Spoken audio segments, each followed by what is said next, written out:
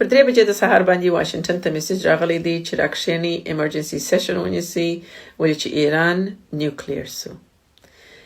ویل سوي دي چې د روسیې څخه through back channels Caspian Sea او by land state to state transfer وسو. روسیې ایران ته 1000 دانې RS-28 Sarmat نیوکس ورکړه چې دوی هغه ته وایي the devil د شیطان. دوی وایي دغه په هوا کې دوه پلې کېږي، یو ښاروال کولی سي بل ښاروال کولی سي، او دا هم ویل سوي دي چې دغه یو نیوک بسته ښار د مابینځ وړی سي.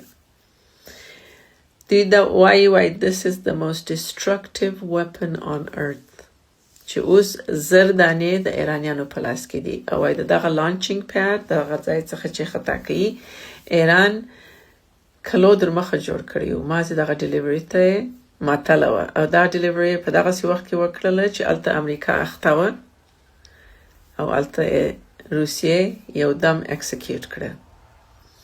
روسیې خپل کسات هم واخیستی ولې چې په کلو امریکا روسیه او ایران سانکشن کړی وه. د دوی تجارت او د دوی پیسو د دوی پر وطن دا ډېر تاثیر کړی و.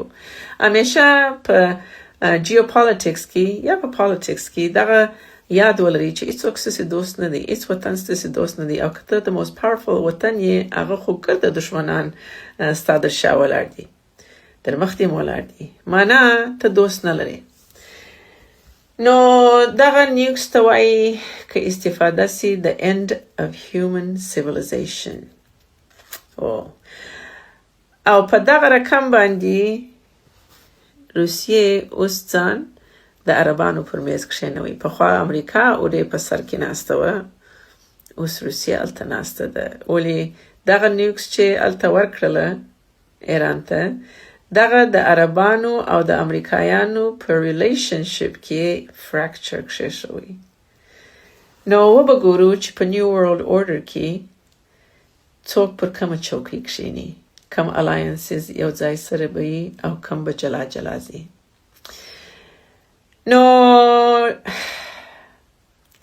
دوی خو ویلي وه چې سبا د سې شنبې ورځ ده چې پر 8 بجې باندې امریکا ایران ته ډېر اخطارونه مور کړي وه، ښکنځل یې مور کړي وه په ایسټر په سهار باندې چې د دوی ډېره مذهبي ورځ ده. اوس به وګورو چې دوی وایي this is a game changer. اوس به وګورو چې ایران څنګه جواب ورکوي. ولې چې دغه لیګو ویډیوګانې چې دوی جوړي او ریپ میوزیک هم ورچي د تورانو، دا دوی دغسې نه ورچي، دا دوی په قصد ورچي.